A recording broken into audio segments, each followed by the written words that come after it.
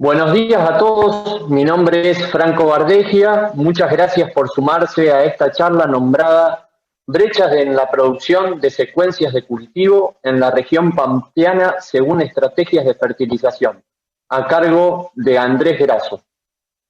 A lo largo de la presentación que estamos a punto de ver, ustedes podrán ir enviando preguntas en la sección que ven en la derecha de sus pantallas. Y al finalizar la presentación, les pasaré algunas de ellas al orador en base a la cantidad recibida y tiempo que dispongamos. Recomendamos hacerlas en el transcurso de la presentación. En el menú superior de la pantalla principal hay una sección llamada Asistentes, donde podrán buscar a los oradores que están registrados en el Congreso y a través de esta podrán chatear o incluso programar reuniones con ellos.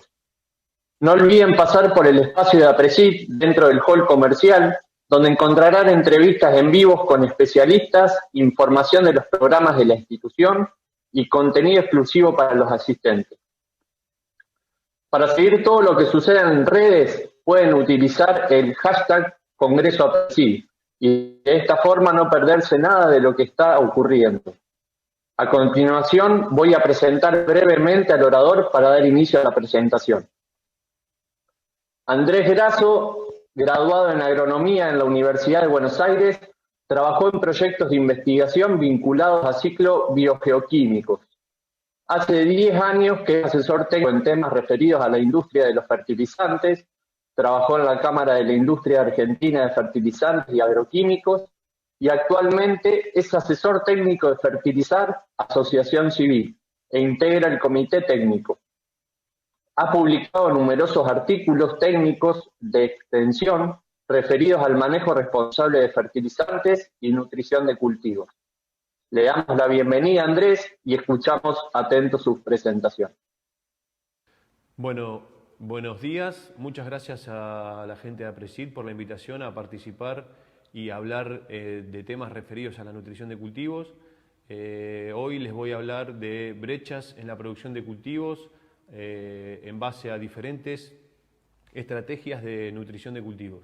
Entonces, para empezar, lo que les cuento es un poco el disparador, el contexto que nos llevó a fertilizar, empezar a mirar diferentes estrategias para ver qué es lo que estaba pasando con el rendimiento de los cultivos cuando los nutríamos de forma diferenciada.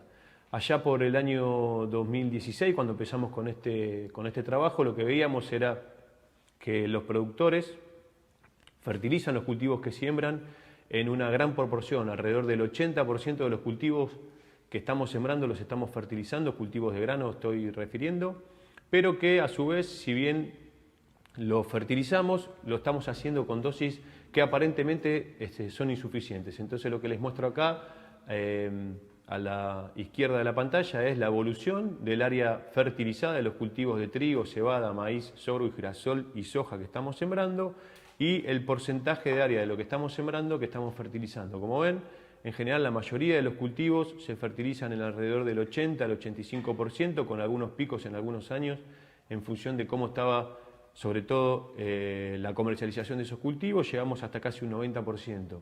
La excepción, como siempre que sabemos, es la soja. En general la soja en este tipo de estadística tiene incorporada la soja segunda que no se fertiliza y es una superficie importante, con lo cual alrededor del 70%, 75% del cultivo de soja de primera se está fertilizando de lo que estamos sembrando. Y a la derecha lo que les muestro es la evolución de la dosis. Como ven, la dosis también sigue de los cultivos la evolución de la comercialización y la economía, el negocio de los cultivos de granos de la Argentina, pero lo que vemos es que en general las gramíneas se manejan con una dosis de alrededor de 200 kilos por hectárea, la soja y el girasol con aportes bastante inferiores. A priori lo que nos hace pensar es que cultivos que tienen diferentes tipos de productividad por hectárea se están fertilizando con igual dosis, es decir, con dosis insuficientes en las mismas parcelas. Sabemos que los cultivos comparten las mismas parcelas, cuando hacemos trigo, después hacemos soja o hacemos maíz. Entonces, como punto de partida entendemos, los productores fertilizan los cultivos que siembran, pero en principio con dosis insuficientes.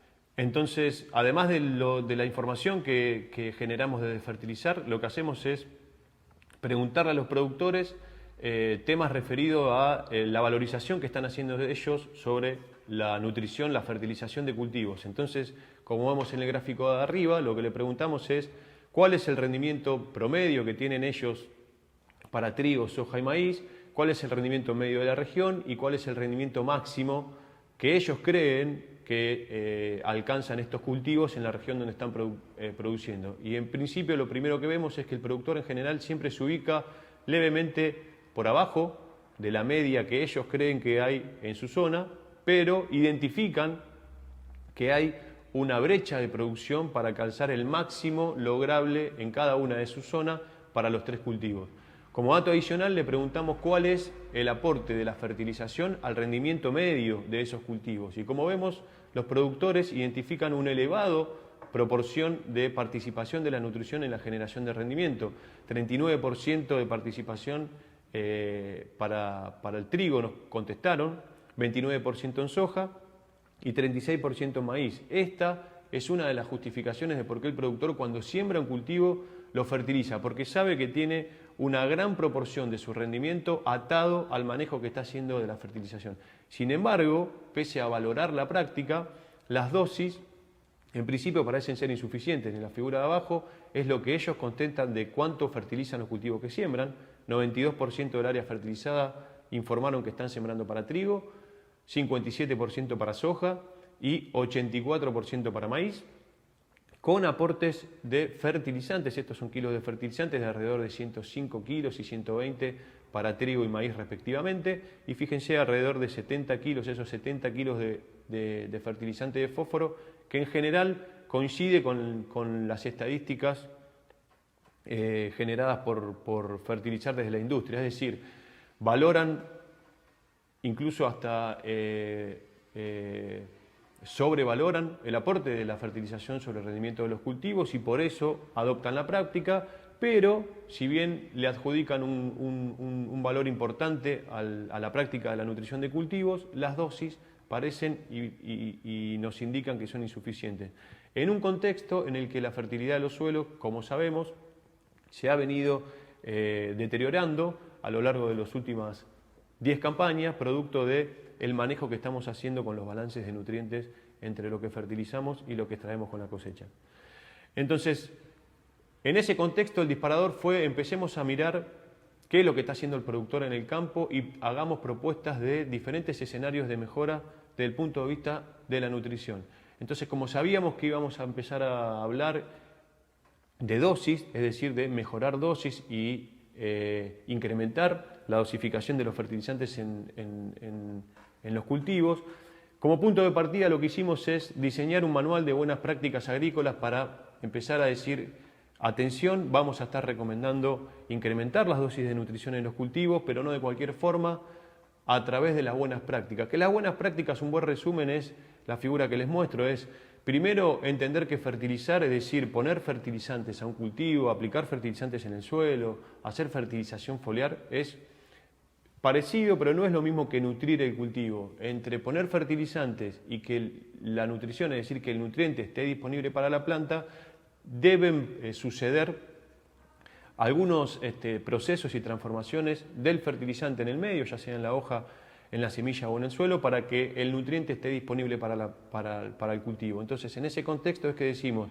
definir dosis correcta es una parte y el punto de partida en base a los diagnósticos, pero después tenemos que definir en qué momento es el más correcto para ubicar ese fertilizante para que después de los procesos que atraviesa el fertilizante en el medio esté disponible en el lugar donde la planta lo necesita y lo va a tomar. Elegir el lugar correcto, ¿sí? Es decir, sabemos que no es lo mismo ubicar un fertilizante en una hoja, ubicarlo sobre la superficie del suelo, abajo o al lado o junto con la semilla. Esto hace que aumente o disminuya la eficiencia en el uso de los nutrientes que tienen los fertilizantes. Y por último, sabemos que las fuentes de fertilizantes nos aportan nutrientes, pero que esa disponibilidad de nutrientes en las diferentes fuentes no es la misma.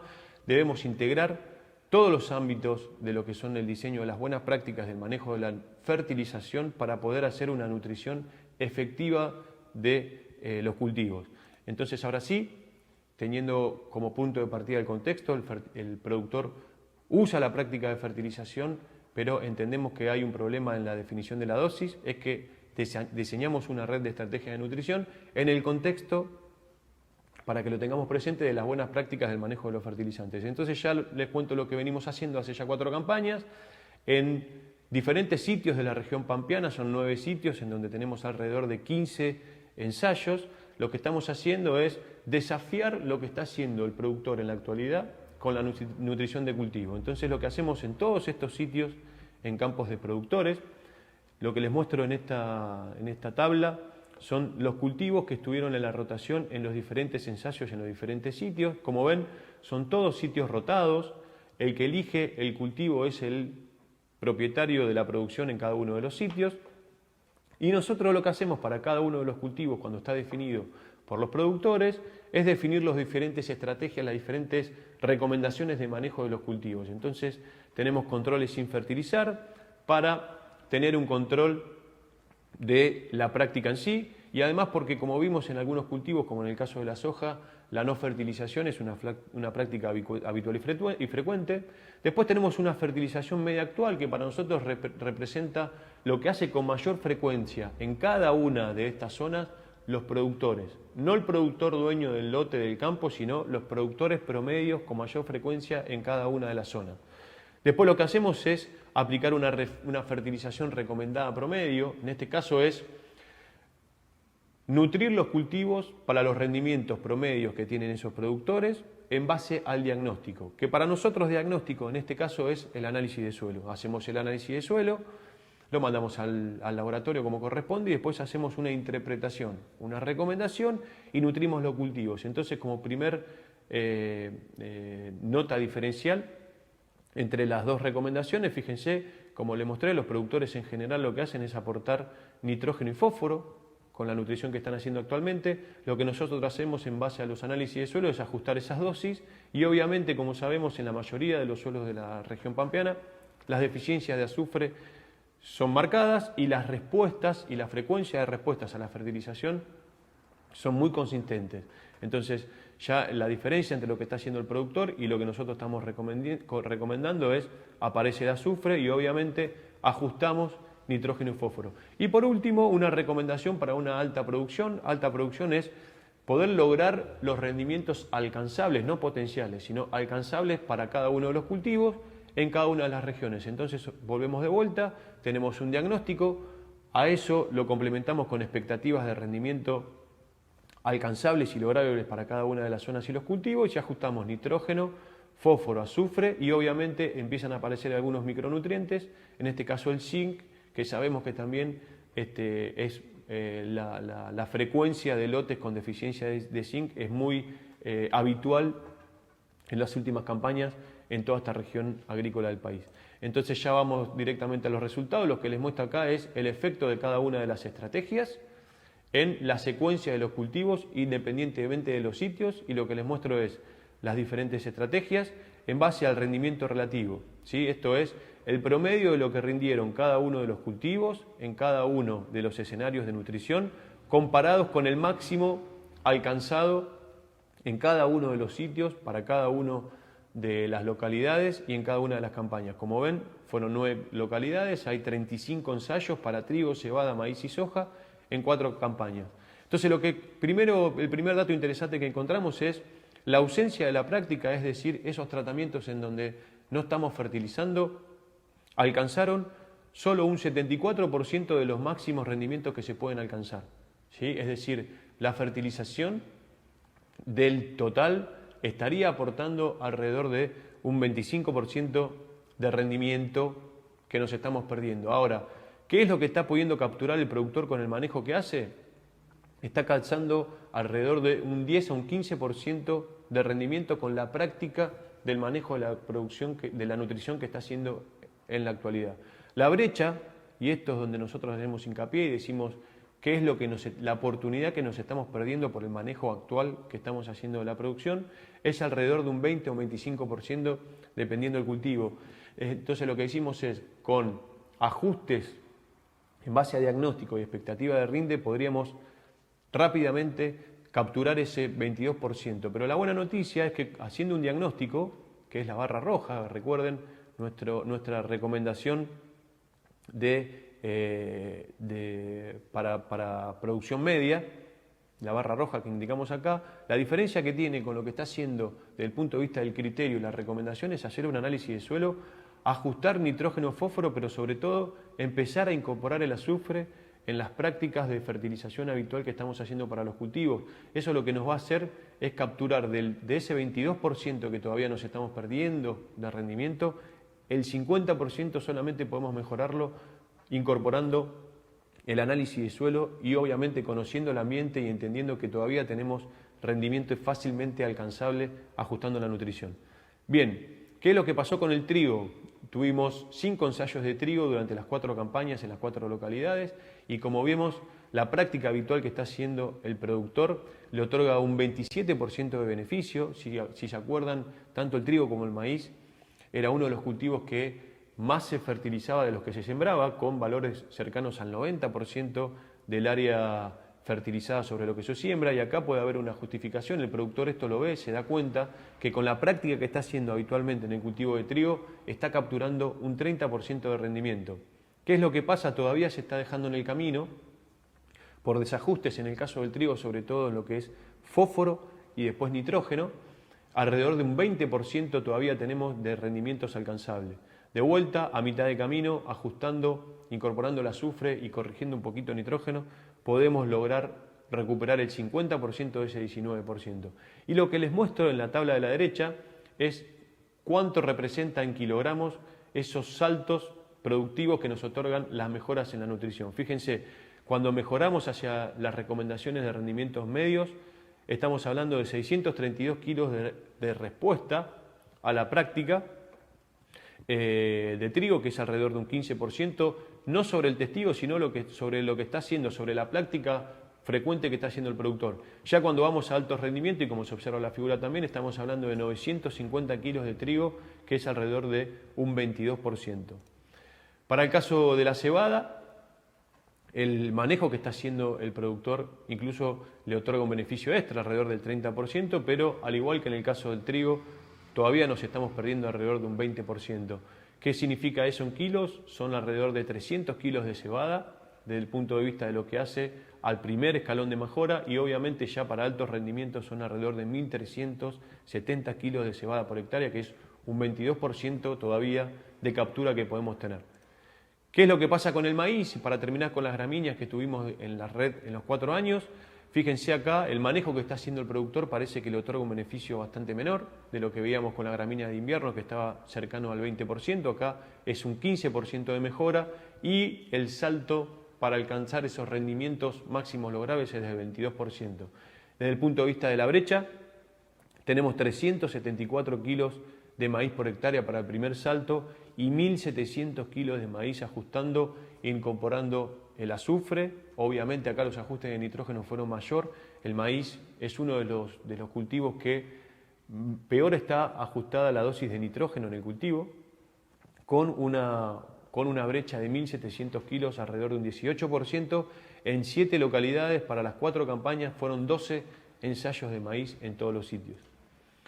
Por último, el caso de la soja, y acá también parece haber una justificación de por qué es el cultivo del que se siembra el que menos se fertiliza. Es decir, es habitual llegar a lotes de producción en donde el productor nos dice que ese año no fertilizó la soja. Fíjense, si se acuerdan, esos 70, 60 kilos de fertilizante como arrancador de fósforo que están poniendo la soja, le otorga poco beneficio, poca ventaja en términos productivos, alrededor de un 5%. Y obviamente ya el primer escalón de mejora para soja, estamos hablando de 283 kilos por hectárea de respuesta en rendimiento por corregir fósforo y sobre todo empezar a fertilizar la soja con azufre. ¿Sí? Ya cuando empezamos a incorporar expectativas de rendimiento, es decir, la soja puede rendir más que 3.000 kilos o 3.500 kilos por hectárea, podemos ir a cosechar esos 4.000, 4.500 kilos. Fíjense, estamos hablando de 627 kilos de brecha de rendimiento a los máximos alcanzables, que implican un 15% de respuesta. Bien, no todo en la red de estrategia que estamos evaluando en fertilizar, como les mostré al principio, es productividad. Lo que les muestro acá es qué es lo que pasa entre las diferentes estrategias en cuanto a la calidad del recurso, es decir, qué es lo que está pasando en el suelo. Esta última campaña empezamos a mirar qué es lo que pasa con el perfil de nitrógeno, el perfil del nitrógeno en la profundidad del suelo, medir nitratos hasta el 1,20 m de profundidad. Esto que les presento son algunos de los sitios en Nogoyá, Entre Ríos, en 25 de mayo, provincia de Buenos Aires. La curva celeste es el testigo sin fertilización y la curva naranja es donde estamos aplicando las estrategias para máximos rendimientos, es decir, donde nosotros sabemos que estamos recomendando dosis altas y que las estamos manejando en base a buenas prácticas agrícolas, es decir, el nitrógeno que estamos poniendo va al cultivo y no queda en el ambiente. Entonces lo que hacemos es medir cómo se mueve ese nitrógeno. Fíjense, parecería, por lo menos en estas primeras 4 campañas, que lo que está pasando en superficie con el nitrógeno se comporta muy similar en profundidad. Obviamente en algunos cultivos donde tienen capacidad de absorber nitrógeno en las zonas profundas como el girasol, esa caída de nitratos es un poquito más marcada que en otros cultivos. Este es el caso de cebada, doble cultivo, cebada y soja. La soja obviamente con el tema del nitrógeno y por último el girasol. Y a la derecha lo que les muestro es qué es lo que está pasando con el fósforo extractable en los primeros 20 centímetros de perfil en los diferentes lotes. Lo que les muestro acá es el promedio de los 9 sitios, ¿sí? Es de destacar lo que pasa en el control. Esto es muy habitual de ver. Hay una caída, obviamente, cuando estamos en suelos que están todos debajo del umbral de respuesta a la fertilización con fósforo. Las caídas son menores, pero fíjense los controles sin fertilización de fósforo, los balances son netamente negativos. En los primeros 4 años hay una leve caída en el nivel de fósforo en el suelo. Para el caso del manejo que está haciendo el productor actualmente, en los sitios que estuvimos testeando, parecería en los primeros 4 años no haber un cambio significativo, y obviamente cuando ya empezamos a corregir el fósforo, ir a recomendaciones de reposición de lo que estamos extrayendo, obviamente empezamos a ver que los niveles de fósforo en el suelo se empiezan a recuperar. Bien, por último, desde el punto de vista en lo que tiene que ver a la parte productiva, les traigo el caso de lo que fue el sitio de Pergamino en la última campaña para trigo. No solamente estamos mirando qué es lo que pasa con el rendimiento de los cultivos, sino también con la calidad. Fíjense la respuesta a las diferentes estrategias, como vimos en trigo, entre lo que es el control y las diferentes prácticas. Hay alrededor de 1.600 kilos entre lo que está haciendo el productor y lo que podría alcanzar de máximo rendimiento ajustando las estrategias, pero fíjense lo que pasa en la calidad del trigo. Esto es la proteína. Un productor con una calidad de 10,9 y 5.000 kilos es un muy buen cultivo de trigo, pero fíjense lo que es ajustar sobre todo y acompañar el rendimiento del cultivo con nitrógeno. Fíjense en la situación intermedia donde ajustamos dosis pero nos quedamos cortos, hubo una pequeña dilución de proteína por efecto de rendimiento, pero ya cuando las dosis de nitrógeno acompañan la potencialidad de generación de kilos del trigo, la proteína también acompaña. Esta dicotomía que a veces tenemos a la hora de producir trigo de si me voy en kilos, se me cae la proteína. Si acompañamos esa producción con disponibilidad de nitrógeno en el sistema, podemos lograr trigos rendidores desde el punto de vista del rendimiento, pero también rendidores desde el punto de vista de la calidad. Esto también son objetivos dentro de la red que estamos conduciendo en fertilizar. Bien, y con esto termino. Nos interesa que el productor pueda ver que hay un escenario de mejora en términos productivos, ajustando las estrategias de nutrición en los cultivos, es decir, haciendo llegar esos nutrientes y que esos nutrientes se transformen en rendimiento, pero sabemos que el productor, si bien el rendimiento está asociado a aumentar los márgenes brutos de los cultivos, siempre que estamos recomendando aumentar dosis de fertilizante tenemos que también poder justificar que ese insumo de más que el productor va a aplicar en la empresa productiva agrícola tiene que ser rentable. Entonces lo que les muestro acá es ya haciendo foco en la campaña de maíz y soja que está comenzando en la actualidad, es qué es lo que está pasando con las estrategias que nosotros estamos recomendando en base a la economía, es decir, las recomendaciones que estamos haciendo de ajustar para arriba las dosis de los fertilizantes, si son económicas, si con la producción extra que estoy logrando lo puedo pagar. Entonces estos son los precios de referencia que tomé para hacer los análisis, son precios de granos a futuro para maíz y para soja, y los precios de los fertilizantes que tenemos que estar tomando ahora, que están empezando la campaña, que vamos a tener que salir a comprar, a hacernos de los insumos para finalmente poder realizar el cultivo. Entonces lo que les muestro acá son los rendimientos promedios y medios para el maíz, como les mostré en las estrategias. Estas son las brechas que vimos, 375 kilos de brecha, pasando del manejo actual a la recomendación media, y 1.700 kilos de brecha ya para los altos rendimientos. Los ingresos diferenciales son $39 más, otorgan 375 kilos por hectárea de maíz, y $179 más otorgan esos 1.700 kilos extra. Lo que estamos proponiendo es aumentar la dosis de fertilizante, que la dosis de fertilizante para este productor son $73. La dosis que nosotros estamos recomendando para la recomendación dólares son $101 por hectárea y $204 por hectárea para la de alto rendimiento. Obviamente, como vemos, los saltos en términos de gasto en dólares por hectárea son significativos, pero este es el diferencial, es decir, $28 más estamos proponiendo gastar entre lo que está haciendo y lo que estamos recomendando para el primer escenario, y $131 más es lo que estamos recomendando para el segundo escenario. Estamos recomendando entonces gastar $28 para el primero para obtener 39, y en el segundo caso estamos recomendando gastar $131 extra para tener $179 extra de ingresos, ¿sí? Es decir, tenemos un diferencial sobre los márgenes brutos del primer escenario de $11 extra, y ya en el escenario de máxima producción $28 extra. Los retornos es un 29% de retorno del capital invertido para lograr el primer escenario, y en el segundo caso estamos hablando de 37% de retorno. En el caso de la soja es el mismo razonamiento. Fíjense, el rendimiento medio del productor fue de 4.236 kilos, el primer escenario de mejora 283 kilos extra, y el último escenario de altos rendimientos alrededor de 628 kilos por hectárea de soja, que son $52 extra de ingreso y $115 extra de ingreso. El costo de la fertilización que hace el productor de soja es de $23. Planteamos agregar unos $7 para la primera recomendación, o incrementar en $57 ya para la nutrición de alto rendimiento. Esto estamos hablando de incrementar $7 por hectárea para tener un ingreso de 52, y $57 para tener un ingreso de 115. Los diferenciales, $22 por hectárea en el primer caso, $35 por hectárea en el segundo caso. El retorno sobre el margen bruto general del cultivo de la fertilización es 21% para el caso de la primera recomendación y 61% en el caso de la segunda recomendación. Es decir, además de aumentar la productividad del cultivo, mejora en términos económicos el margen bruto general del cultivo, ¿sí? Nos pasamos a ser más eficientes desde el punto de vista económico de los márgenes brutos de nuestros cultivos, que esto a los productores es cuando nosotros recomendamos ajustar la dosis de fósforo, levantar la dosis de nitrógeno, empezar a incorporar azufre y micronutrientes.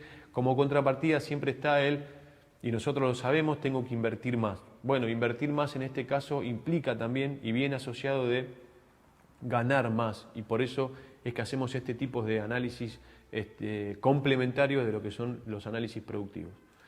Bien, y para finalizar entonces, como vimos, las estrategias frecuentes, es decir, lo que está haciendo con frecuencia el productor, está limitando el rendimiento de los cultivos, en este caso, como vimos, de cebada, de trigo, de maíz y de soja, tanto en la producción de grano como en temas referidos a lo que hace al recurso suelo, como vimos, el tema del fósforo.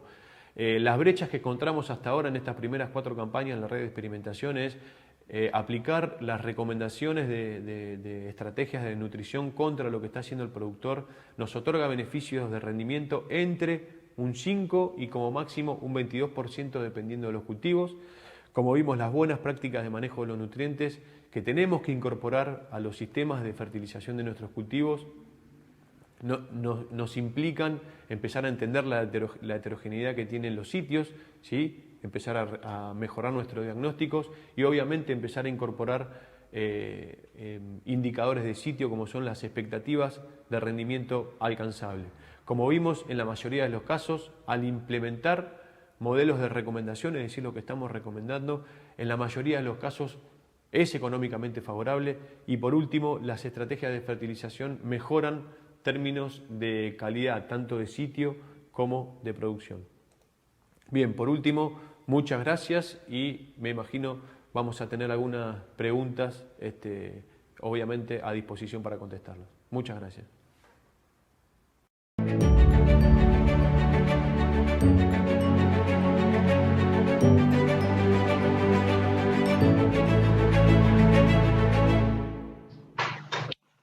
Bueno, Andrés, la verdad que muchísimas gracias por tu presentación, muy, muy clara y un tema realmente importante para lo que es conservar la calidad de nuestros suelos. Así que bueno, abrimos el espacio de pregunta y voy a arrancar por un tema que mencionaste en el principio de la presentación, que es cómo están fertilizando los suelos los productores. ¿Qué pensás, digamos, qué factor es el que lleva a los productores por ahí a ajustar diferentes tipos de manejo de fertilizantes, pensando también un poco que el fertilizante nos permite mantener o aumentar la calidad química de nuestros suelos y así también poder mantener la productividad de los mismos? Bueno, respecto a eso, Francisco, una cosa antes de arrancar en cómo vienen tomando sus decisiones. Lo que podemos decir es que las últimas 3 campañas, 4 campañas, lo que venimos viendo es que el productor ha venido ajustando sus modelos de nutrición de cultivos hacia estrategias de mayores rendimientos, ¿eh? Sobre todo lo que son gramíneas. Primero empezó a incorporar más superficie de trigo y maíz, sobre todo, y después empezó a corregir primero su dosis de nitrógeno, y la última campaña, sobre todo lo que estuvimos viendo este año con respecto al trigo, ha ajustado mucho y para arriba, por suerte, la dosis de fertilizantes que agregan fósforo a las estrategias de nutrición. Todavía nos estamos quedando cortos, obviamente, en lo que son la incorporación de azufre y, obviamente, los micronutrientes que se van incorporando, pero siempre en último momento, como es el caso sobre todo del zinc. Así que desde el punto de vista, la buena noticia es que hemos ido ajustando esas dosis que nosotros decimos deficitarias de nutrientes hacia escenarios de mejor producción de cultivos. Respecto a la toma de decisiones, lo que nosotros estamos viendo es que todavía seguimos teniendo una deuda pendiente que es el diagnóstico. En esos trabajos que estuvimos viendo, que estamos haciendo de fertilizar, hacemos mucho hincapié en eso. Si se fijan, las estrategias que nosotros planteamos como escenario de mejora, primero en términos productivos y después sabemos que asociado a eso, el sistema, el suelo que nos da soporte para la producción también mejora, pero hay dos cosas, mirar y entender bien cuál es la disponibilidad de nutrientes. Sabemos y estamos viendo que en los últimos años, como es un proceso natural, en general los suelos pierden su fertilidad natural. Asociado a eso, lo que tenemos que hacer es conocer bien el ambiente en el que estamos produciendo. Primero, desde el punto de vista de la disponibilidad de nutrientes. Y ahí, como les mostré, lo que tenemos que empezar a hacer es mejorar el diagnóstico en base al análisis de suelo. Llevar el barreno al campo. Ahora estamos en el momento justo para empezar a hacer diagnóstico de nitrógeno y fósforo para la campaña de maíz. Obviamente está faltando agua, así que la recomendación es esperar a que llueva y que se afloje un poco el suelo, porque si no van a renegar para hacer sus análisis, pero en general el foco está puesto ahí, primero, una herramienta que es muy conocida por todos nosotros, hacer el diagnóstico del análisis de suelo, y después entender el ambiente productivo en general, es decir, conocer cuáles son los rendimientos máximos alcanzables, no los potenciales, los que podemos llegar a capturar con el manejo de la nutrición y el manejo general de cultivo. Esas son nuestras expectativas de rinde. Que como le mostré, en general el productor sabe que él está a mitad de camino, entonces un poco el disparador de la charla es empezar a ver que hay escenarios en los cuales podemos mejorar la producción del sistema, ¿sí? De todo el sistema de cultivos. Y además lo que mostramos, y como bien dijiste vos, asociado a eso, si se quiere, como un subproducto súper positivo del sistema, es que se mejoran las condiciones del suelo desde el punto de vista químico, como vimos con el caso del fósforo, pero también desde el punto de vista de la materia orgánica. Sabemos que cuando aumentamos los rendimientos también aumentan los residuos y esa captura de carbono que dejamos en el suelo. Después tenemos que empezar a ver qué pasa con la descomposición y la respiración de esa materia orgánica, pero en principio sí sabemos, y eso es una recomendación general de si pasamos de rendimientos medios de los sistemas de 3.000, 4.000 kilos por año a lugares que nos ubiquen en 8.000 o 10.000 kilos y hacemos doble cultivo, cultivo de cobertura, obviamente estamos mejorando productividad, que es lo que primero nos interesa, por eso siempre mostramos la economía de la fertilización y del manejo de cultivo, pero también, obviamente, como contrapartida tenemos mejora del sistema, todo, ¿no? Sobre todo en el contexto de este tipo de congresos, en donde el foco está muy puesto en la sustentabilidad de todo el sistema productivo. Excelente, Andrés.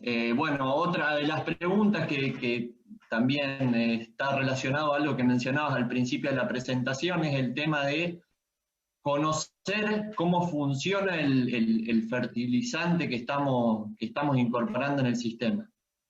Y acá aparece una pregunta en base a lo que son las fuentes de nutrición que ya conocíamos, con el tema de nutrientes como microesencial. ¿Qué recomendaciones tenés, digamos, en base a ese tipo de fuentes de nutrientes, comparando con, por ejemplo, un MAP?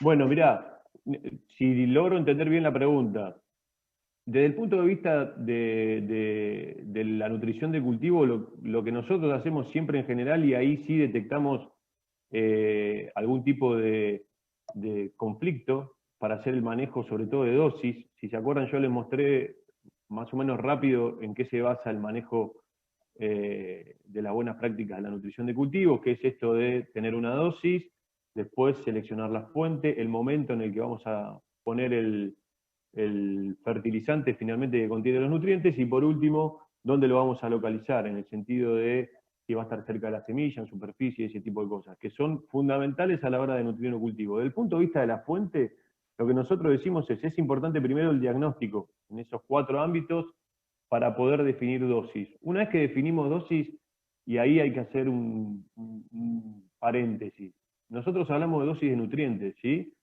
En eso de la diferencia entre fertilizar y nutrir, la clave es esa. Nosotros ponemos fertilizantes que tienen nutrientes, y ponemos fertilizantes en un medio que va a interactuar con el fertilizante y va a tener de diferente disponibilidad esos nutrientes que necesita la planta. Que la planta los necesita y los forma y los toma en una forma química en particular. Tanto el fósforo como el nitrógeno, como el azufre, como el resto de los 17 nutrientes esenciales que son para la planta. Entonces, desde el punto de vista de la fuente, lo que nosotros decimos es prestar atención en la concentración de nutrientes efectiva que tiene, y ahí empezamos a discutir y ver las diferencias entre grado y grado equivalente. ¿Sí? Ahí a veces tenemos algún problema con la calculadora, a veces piensa el técnico, no solamente los productores, que están aplicando una cantidad de nutrientes que no están aplicando, ¿sí? Y ahí lo que se olvidan es una corrección numérica de la cantidad de fertilizante que están poniendo. Después, respecto a las diferentes disponibilidades de productos comerciales, vos recién nombraste el Microesencia o el MAP. La verdad que en ese sentido, si nosotros estamos haciendo bien nuestra dosis en base a elemento, no deberíamos tener problema entre las diferentes fuentes comerciales que están disponibles hoy en el mercado en Argentina. Obviamente, y volviendo a las 4 esferas del manejo de la nutrición, hay momentos y lugares en donde vamos a colocar el fertilizante, que hay algunas fuentes por características químicas que tienen, que pueden ser más beneficiosas que otras. Pero eso ya no es una recomendación general para poder hablar el Microesencial es mejor que el MAP. En algunas circunstancias y en algunos momentos y en algunos suelos, con alguna textura, con alguna disponibilidad de agua, con alguna densidad de siembra para algunos cultivos, puede ser que haya algún fertilizante, alguna fuente que nos ayude a ser más eficiente en capturar el nutriente que está en el fertilizante para poder transformarlo en grano, ¿sí? Y después tenemos que saber que hay fuentes de fertilizantes que tienen diferentes disponibilidades en nutrientes, porque está el grado, pero después hay algunas fórmulas químicas que en el suelo a determinado pH precipitan, o están más disponibles en algunos suelos, por ejemplo, como los calcáreos, que en los suelos de la región pampeana más tradicionales. Entonces, ¿hay fuentes mejores que otras? La respuesta sería, depende, como decimos los ingenieros agrónomos, depende del manejo de toda esa gran ambiente de lo que es el manejo de las buenas prácticas de la nutrición. Después, si hay alguna pregunta puntual sobre algún caso específico con algún fertilizante, la podemos responder. Pero a rasgos generales, las fuentes son todas buenas. Obviamente depende de las condiciones de manejo que estamos teniendo en cada uno de los sitios. Perfecto, Andrés, perfecto.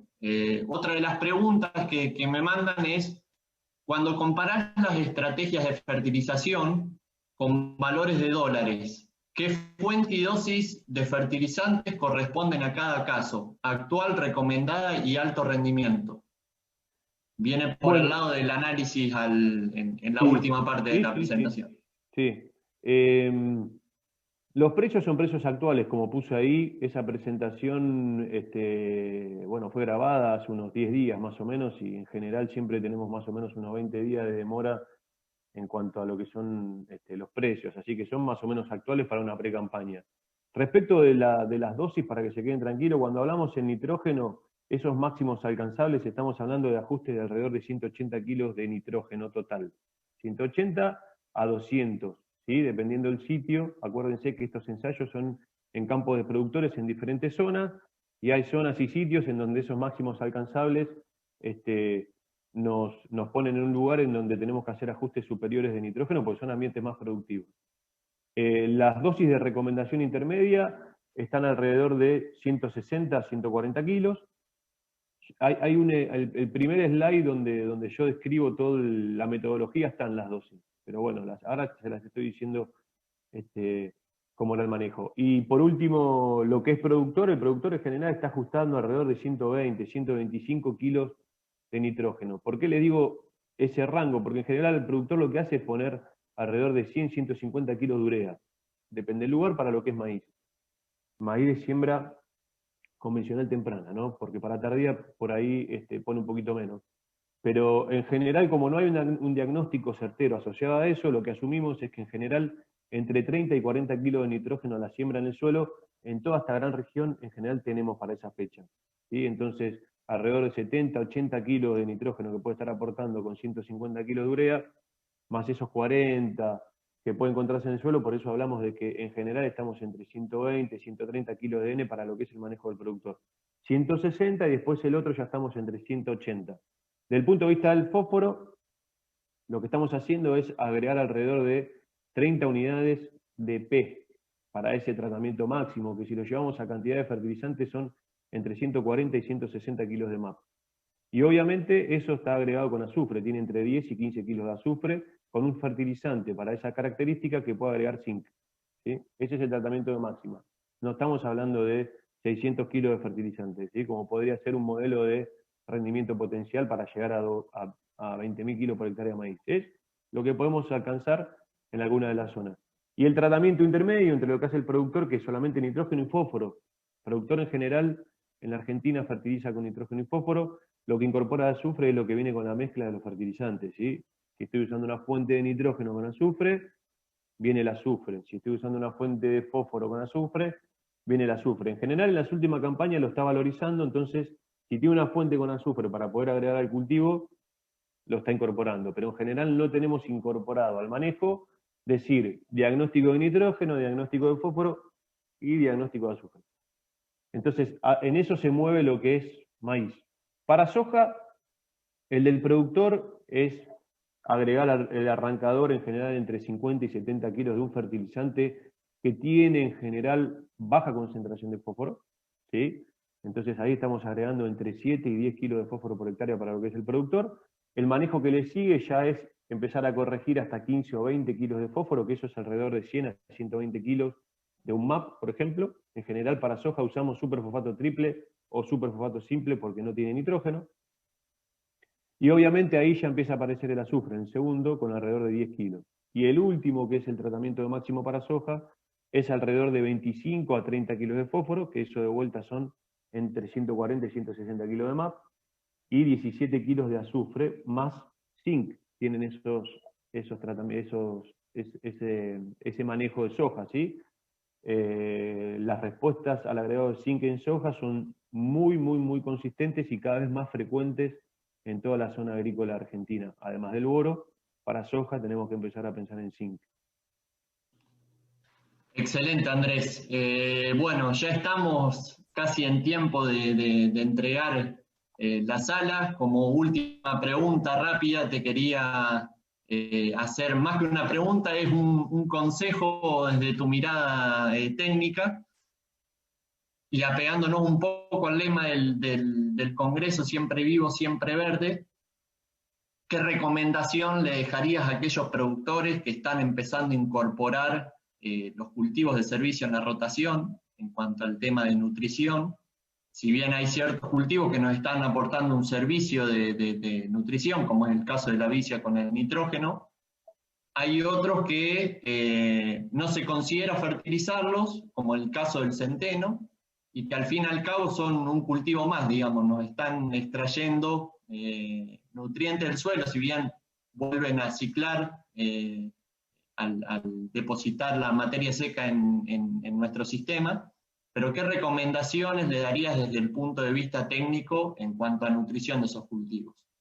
Bueno, primero volvemos al manual de las buenas prácticas. El diagnóstico es fundamental. Fundamental para cuando vamos a hacer cultivo de cobertura y fundamental cuando vamos a hacer nuestro cultivo de granos, que viene atrás del cultivo de cobertura. Ahí vos dijiste y diste alguna pista. Sabemos que si estamos haciendo un cultivo de cobertura con leguminosas nos va a incorporar nitrógeno, ¿sí? Entonces, en ese sentido, el diagnóstico, porque a veces pensamos que tenemos más nitrógeno del que vamos a tener. Entonces decimos, bueno, tenemos la vicia, tenemos el nitrógeno, nos relajamos y vamos desde cero, ¿sí? Entonces ahí la recomendación es mirar bien qué es lo que está pasando con el nitrógeno, si vamos a entrar después, obviamente, con una gramínea, que son gran demandantes de nitrógeno, ¿sí? Porque lo que estamos haciendo es incorporar grandes cantidades de nitrógeno orgánico, que es nitrógeno para todo el sistema y que está muy bien y es altamente recomendable, porque además de nitrógeno estamos incorporando carbono, es decir, materia orgánica. Así que desde el punto de vista de una leguminosa como cultivo de cobertura, que después le sigue una gramínea, prestar atención al nitrógeno, y obviamente sabemos que los cultivos de cobertura, y sobre todo si son leguminantes, son demandantes en fósforo, ¿sí? Así que hay que prestar atención a qué es lo que está pasando con ese balance de fósforo. Por lo tanto, volvemos al diagnóstico, hay que hacer los análisis y ver qué pasa, por lo menos en esos dos grandes nutrientes. Después, cuidado cuando es una sucesión de cultivos de gramíneas. O sea, vos dijiste muy bien el tema del centeno. Si nosotros vamos a entrar con una gramínea de cultivo de cobertura y después vamos a hacer una gramínea como cultivo de grano, ahí la demanda del nitrógeno es como hacer un trigo-maíz, ¿sí? O sea, los cultivos de cobertura que si están bien implantados tienen grandes demandas de agua, que ya lo vimos en algunas otras charlas ayer, pero también tienen grandes demandas de nutrientes. Entonces, vamos a incorporar carbono, vamos a hacer que ciclen ese tipo de nutrientes, pero para la largada tenemos que pensar y ver bien qué es lo que está pasando con el nitrógeno si hacemos una sucesión de dos gramíneas. Eso desde el punto de vista, si se quiere, más que tenemos a la mano desde el punto de vista de los nutrientes. Pero después, lo que nosotros tenemos, y tenemos algunos trabajos ya desarrollados sobre el tema de los efectos de los cultivos de cobertura sobre el rendimiento de los cultivos desde el punto de vista de la nutrición del cultivo de cobertura, pensemos que el cultivo de cobertura, como dice el nombre, es un cultivo, y que también va a estar limitado en su productividad, es decir, en su capacidad de generar esa biomasa que nos interesa, ese carbono que nosotros queremos capturar desde el aire a través de la fotosíntesis para meterlo en la biomasa y que después termine en la materia orgánica del suelo. Si nosotros tenemos un cultivo que está limitado en la nutrición, esa captura de biomasa, es decir, ese servicio que nosotros estamos pidiendo, que es generar cobertura para competir con malezas, o generar carbono para aumentar el pool de carbono del suelo, va a estar limitado por la nutrición. Entonces, el efecto del cultivo de cobertura cuando está bien nutrido, es decir, cuando alcanza el potencial de captura de carbono que tiene, el efecto sobre todo el sistema es muy superior que si está limitado. Entonces, si decimos que estamos haciendo agricultura sobre suelo, que nos falta materia orgánica, es decir, nos falta nitrógeno, nos falta azufre, sobre suelo que nos falta fósforo y nos falta zinc, es decir, si nosotros estamos limitando un 30, un 40% esa captura de biomasa del cultivo de cobertura, vamos a estar limitando la práctica y el impacto final que tiene sobre el sistema. Entonces la recomendación es hacer diagnóstico, si vamos a hacer una gramínea, como dijiste vos, esa política de hacer un cultivo de cobertura barato, de no fertilizarlo, no es lo más aconsejable porque nos estamos quedando a mitad de camino en cuanto a lo que es todo el sistema, ¿sí? Después si son siembras consociadas, en donde entran las leguminosas y entran las gramíneas, que eso también es muy recomendado, para hacer cultivo de cobertura. No nos tenemos que olvidar que seguimos manejando especies que responden y necesitan de los nutrientes, y que si estamos en ambientes restrictivos desde el punto de vista de la nutrición, también lo está el cultivo de cobertura, y eso va a tener un impacto negativo o positivo sobre todo el sistema de cultivo. Así que la recomendación, lamentablemente, es el diagnóstico, agarrar la pala y el barreno, y ver qué es lo que está pasando con los suelos al momento de implantar los cultivos de cobertura, y obviamente antes, y ahí es mucho más importante, antes del cultivo nuestro de grano. Excelente, Andrés. Bueno, queda nomás agradecerte otra vez por tu presentación y agradecer a toda la audiencia que estuvo presente y bueno, esperarlos para la próxima charla. Bueno, muchísimas gracias, Franco, a vos, y obviamente muchísimas gracias a Presid y todo lo que significa este congreso. Muchas gracias.